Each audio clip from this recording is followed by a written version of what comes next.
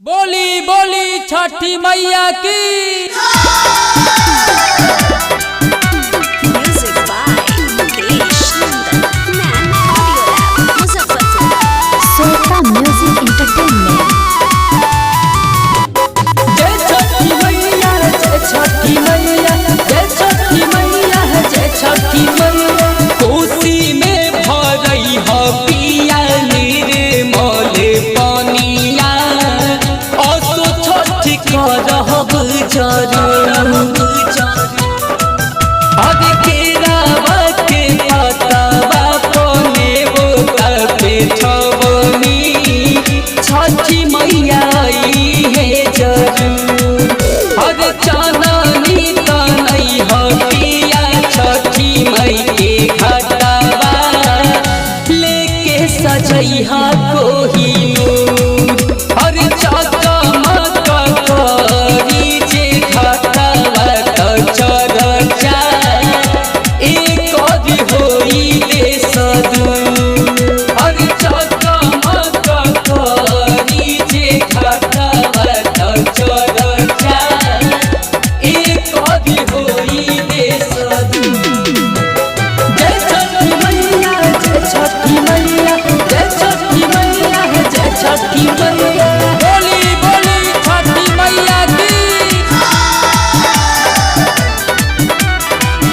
हमरा ला पियर एगो सरिया ले अइता, अपना ला धोती या पियरिया ले अइता।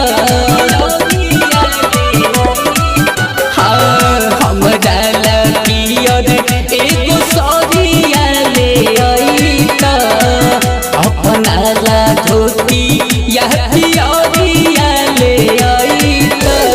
कैसे करब दोसर कमवा न मिली है समैया, परबे में रहब हम चूर।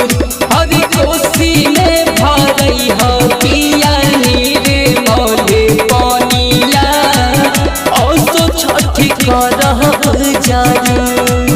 हर कोसी में भरई ह पिया निर्मल पानिया, असो छठी करहब जरूर। बोली बोली छठी मैया की। जय छठी मैया, जय छठी मैया, जय छठी मैया, जय छठी मैया।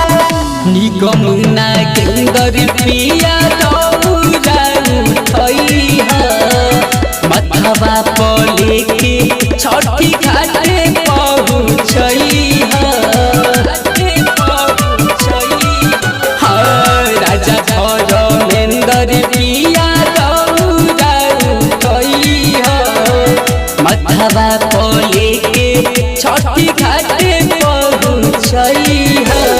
गेहुआ पिसई ह पिया ठेकुआ बनाई, और पिरिकिया खजूर।